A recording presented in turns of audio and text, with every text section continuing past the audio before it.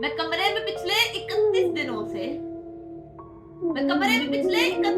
से फकत इस हकीकत का नुकसान गिनने की कोशिश में उलझा हुआ हूँ कि तू जा चुकी है।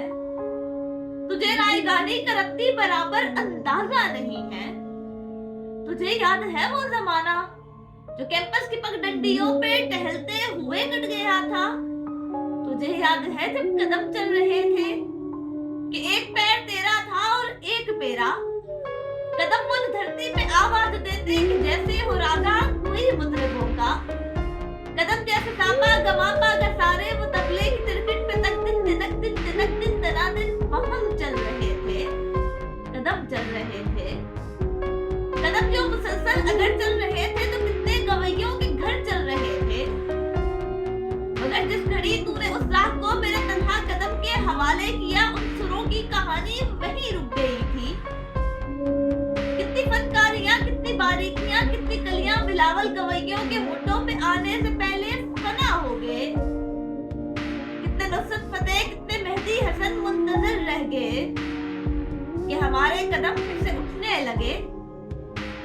तुझको मालूम है जिस घड़ी मेरी आवाज सुन के तू एक जाविये पे पलट कर मुड़ी थी, वहां से रिलेटिविटी का जनाजा उठा था। उस जाविये की कशिश में ही यूनान के फलसफी सब जमानों की तरतीब बर्बाद करके तुझे देखने आ गए थे कि तेरे झुकाव की तफसील पर अपनी सीधी लकीरों को हम दे सके, अपनी अकड़ी हुई गर्दनों को लिए अपने वक्तों में पलटे ज्योमेट्री को जन्म दे सके।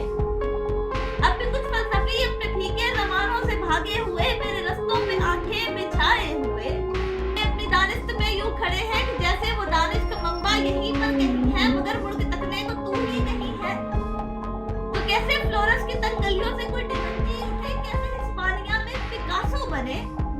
उनकी आंखों को तू जो मुयस्सर नहीं है, ये सब तेरे मेरे ना होने की कीमत अदा कर रहे हैं।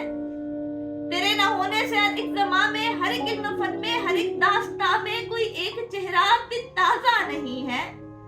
तुझे रायगानी का रत्ती बराबर अंदाजा नहीं है। तुझे रायगानी का रत्ती बराबर अंदाजा नहीं